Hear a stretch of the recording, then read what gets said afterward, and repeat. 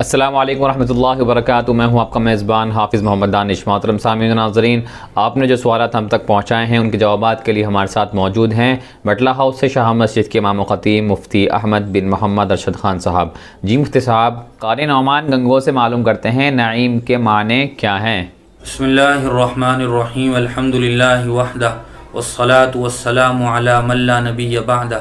اما بعد۔ اللہ تبارک و تعالیٰ قرآن مجید میں ارشاد فرماتے ہیں ان المتقین فی جنات و نعیم۔ قرآن مجید میں بھی نعیم کا لفظ موجود ہے۔ نعیم یہ نعمت سے بنا ہے جس کے معنی نعمت کے اور خوشی کے ہوتے ہیں، اسی طرح اس کے معنی باغ کے بھی ہوتے ہیں، لہٰذا اگر یہ نام رکھا جائے تو بالکل درست ہے، رکھ سکتے ہیں۔ سلیم بھائی مکرانہ سے معلوم کرتے ہیں کہ معذور آدمی فجر کی وضو سے اشراق کی نماز پڑھ سکتا ہے یا نہیں؟ شریعت کی نظر میں معذور اس آدمی کو کہتے ہیں جو ایک مرتبہ وضو کرنے کے بعد فرض نماز بھی ادا نہ کر سکے کہ اس کے دوران ہی اسے ایسا عذر پیش آ جائے جس سے وضو ٹوٹ جاتی ہو۔ مثال کے طور پر بہت سارے لوگوں کو خون کے گرنے کی بیماری ہوتی ہے، ہر وقت خون جاری رہتا ہے اور وہ ایک بار وضو کر کے 4 رکعت فرض نماز بھی نہیں پڑھ سکتے کہ انہیں وہ عذر لاحق ہو جاتا ہے، یا اسی طرح کسی کو خروج ریح کی بیماری ہوتی ہے، تو ایسے آدمی شریعت کی نظر میں معذور کہلاتے ہیں۔ اور معذور کے بارے میں حکم اور ضابطہ یہ ہے کہ جب نماز کا وقت شروع ہو تو وہ وضو کر لیں، اور جب تک اس نماز کا وقت رہے گا جس نماز کے لیے انہوں نے وضو کی ہے ان کا وضو باقی رہے گا۔ جس عذر کی وجہ سے وہ معذور ہیں اس عذر کے لاحق ہونے سے انہیں نماز کے وقت تک وضو نہیں ٹوٹے گا، البتہ اس کے علاوہ کوئی دوسرا ناقض وضو پیش آ جائے تو پھر وضو ٹوٹ جائے گا۔ لہذا اس اصول اور ضابطے کے مطابق اگر کسی آدمی نے فجر کی نماز کے لیے وضو کیا تو جیسے ہی فجر کی نماز کا وقت ختم ہوگا اس آدمی کا وضو ٹوٹ جائے گا۔ اب یہ آدمی اشراق کی نماز پڑھنا چاہتا ہے تو اسے دوسری بار وضو کرنا پڑے گا۔ اسی طرح اس آدمی نے اگر تہجد کے لیے وضو کیا تھا تو تہجد کی ادائیگی کے بعد جیسے ہی فجر کا وقت شروع ہوگا تو فجر کا وقت شروع ہونے پر اسے دوبارہ وضو کرنی پڑے گی۔ ایک خاتون کا سوال ہے، میرے شوہر نے مجھ سے کہا کہ اگر آپ کو میرے ساتھ رہنا اچھا نہیں لگتا ہے تو تم کو میری طرف سے اجازت ہے، جہاں چاہو شادی کر سکتی ہو۔ پوچھنا یہ ہے کہ اس طرح کہنے سے طلاق واقع ہو گئی یا نہیں؟ شریعت کی نظر میں اس کو طلاق کا اختیار دینا اور بیوی کو طلاق کا حق سپرد کرنا کہتے ہیں۔ اگر کسی شوہر نے اپنی بیوی سے کہہ دیا کہ اگر تم میرے ساتھ نہیں رہنا چاہتی ہو، تمہیں میرے ساتھ اچھا نہیں لگتا ہے تو تمہیں میری طرف سے اجازت ہے، تم چاہو تو اپنی شادی دوسری جگہ کر سکتی ہو۔ یہاں شوہر نے اپنی بیوی کو طلاق نہیں دی ہے، البتہ طلاق کا اختیار دیا ہے کہ اگر تم میرے ساتھ نہ رہ کر طلاق لینا چاہتی ہو تو لے سکتی ہو۔ اگر شوہر نے کوئی شرط نہ لگائی ہو، مثال کے طور پر آدمی شرط لگا دیتا ہے کہ اگر میں نے فلاں کام کیا تو تمہیں مجھ سے طلاق لینے کا اختیار ہے، تم مجھ سے جدا ہو سکتی ہو، اس طرح کی بھی کوئی شرط نہیں لگائی، نہ طلاق کو کسی خاص وقت کے ساتھ مقید کیا کہ تمہیں اب سے 5 سال کے بعد اپنی مرضی سے طلاق لینے کا اختیار ہے، میری طرف سے اجازت ہے، اس طرح کی بھی کوئی شرط نہیں لگائی۔ صرف یہ کہا کہ تم اگر مجھ سے الگ ہونا چاہو تو تمہیں اجازت ہے، تو اس وقت تک طلاق واقع نہیں ہوگی جب تک کہ یہ حق عورت بیوی استعمال نہ کرے۔ اگر عورت اور بیوی استعمال نہیں کرتی ہے تو وہ دونوں ایک ساتھ نکاح میں باقی ہیں اور اپنا رہ سکتے ہیں، لیکن اگر بیوی نے اپنا یہ حق استعمال کر لیا اور شوہر نے 1 یا 2 طلاق کا اختیار دیا تھا تو چونکہ طلاق کا اختیار دینے میں اور 1 یا 2 کا اختیار دینے میں شوہر کو رجعت کا حق حاصل ہے، اگر وہ بیوی کے حق اختیار کر لینے کے بعد اپنی بیوی سے عدت کے دوران رجوع کرنا چاہے تو کر سکتا ہے۔ ایک صاحب کا سوال ہے، کبھی کبھی دکان پر کوئی آدمی چالاکی سے نقلی نوٹ دے جاتا ہے تو کیا میں بھی آگے کسی اور کو یہ نقلی نوٹ دے سکتا ہوں یا نہیں؟ بسا اوقات ایسا ہوتا ہے کہ آدمی کمال عیاری اور چالاکی سے نقلی نوٹ دکاندار کو تھما دیتا ہے اور اپنا سامان خرید لیتا ہے، تو اب دکاندار کے لیے اس بات کی شرعاً اجازت نہیں ہے کہ وہ بھی کسی دوسرے آدمی کے ساتھ خیانت کرے، جھوٹ اور فریب اور فراڈ کرے۔ مسلمان ہونے کا تقاضا یہی ہے کہ وہ آدمی اس مصیبت کو خود برداشت کرے، دوسرے آدمی کے ساتھ دھوکہ نہ کرے۔ حضور اکرم صلی اللہ علیہ وسلم کا ارشاد ہے کہ مومن ہر خصلت پر ڈھل سکتا ہے، مومن کے اندر ہر عادت ہو سکتی ہے، لیکن وہ خیانت کرنے والا اور جھوٹا نہیں ہو سکتا ہے۔ اسی طرح حضور اکرم صلی اللہ علیہ وسلم کا فرمان ہے من غش فلیس منا، کہ جو آدمی دھوکہ دے وہ ہم مسلمانوں میں سے نہیں ہے۔ لہذا ان احادیث کا اور ایک مومن ہونے کا تقاضا یہی ہے کہ آدمی دوسرے کے ساتھ وہ دھوکہ نہ کرے، اگر ہو سکتا ہو تو وہ اسی آدمی سے مل کے اپنا معاملہ طے کر لے جس نے اسے وہ نقلی، جعلی اور ڈپلیکیٹ نوٹ تھما دیے ہیں۔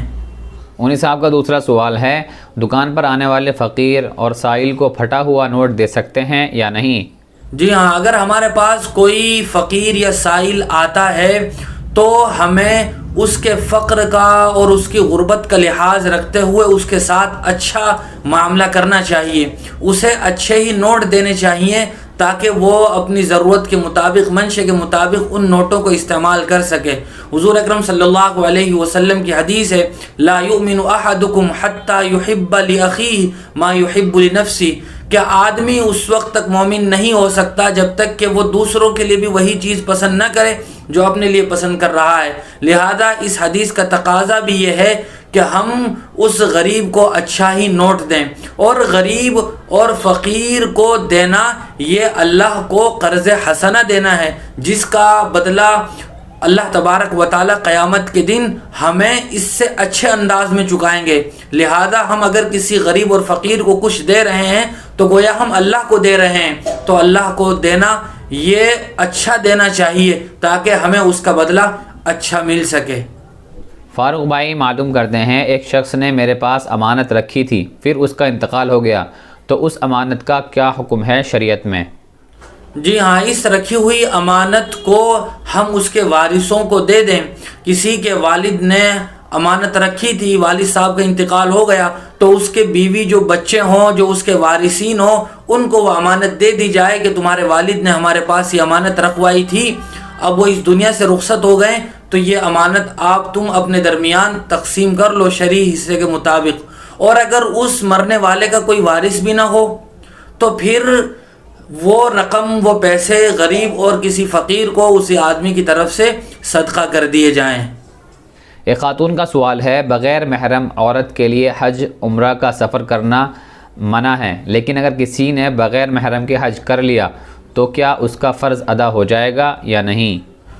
حضور اکرم صلی اللہ علیہ وسلم کا ارشاد ہے کہ جو عورت اللہ پر اور روز آخرت پر ایمان رکھتی ہو، اس کے لیے یہ بات جائز نہیں ہے کہ وہ 3 رات کے بقدر بغیر محرم کے سفر کرے۔ 3 رات یہ آپ صلی اللہ علیہ وسلم نے اپنے زمانے کے لحاظ سے کہا ہے۔ آج کے زمانے کے لحاظ سے 3 رات یہ 48 میل اور 77 کلومیٹر یا اس سے زیادہ کا سفر کہلاتا ہے۔ لہذا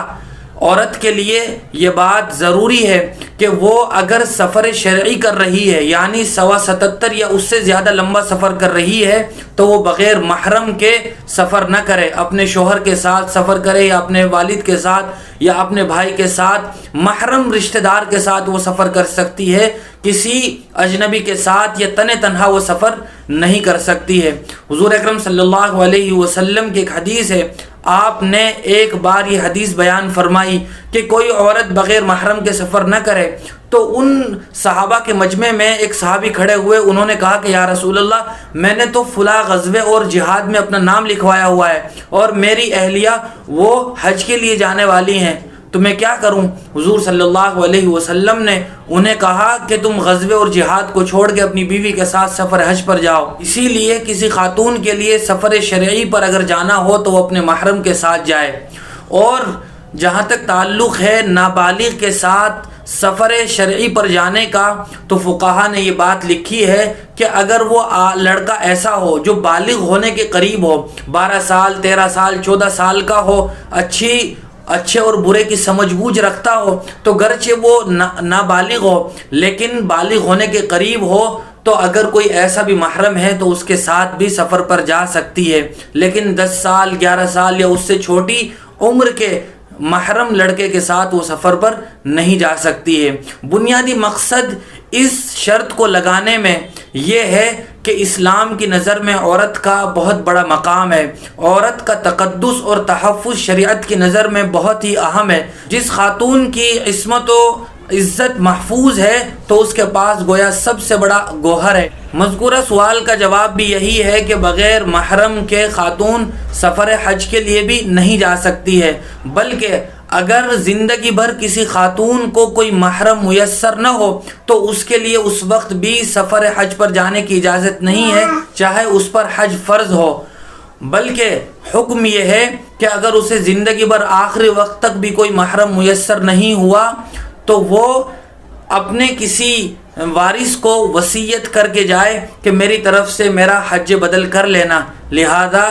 اگر عورت بغیر محرم کے سفر حج پر جاتی ہے تو وہ گنہگار ہوگی، لیکن اگر چلی جائے اور وہ حج کر لے تو اس کا حج ادا ہو جائے گا اور وہ فریضہ بھی اس کے ذمے سے ساقط ہو جائے گا۔ بہت شکریہ مفتی صاحب آپ کا۔ اسی طرح کی مزید مسائل کی جانکاری کے لیے ہمارے دار ارقم یوٹیوب چینل کو سبسکرائب کریں، ویڈیو کو نوٹیفیکیشن کے لیے بیل آئیکن کو دبائیں، ویڈیو کو لائک کریں، صدقہ جاریہ کی نیت سے ویڈیو کو شیئر بھی کریں اور اسی طرح اپنے سوال ہم تک پہنچاتے رہیں۔ جزاک اللہ۔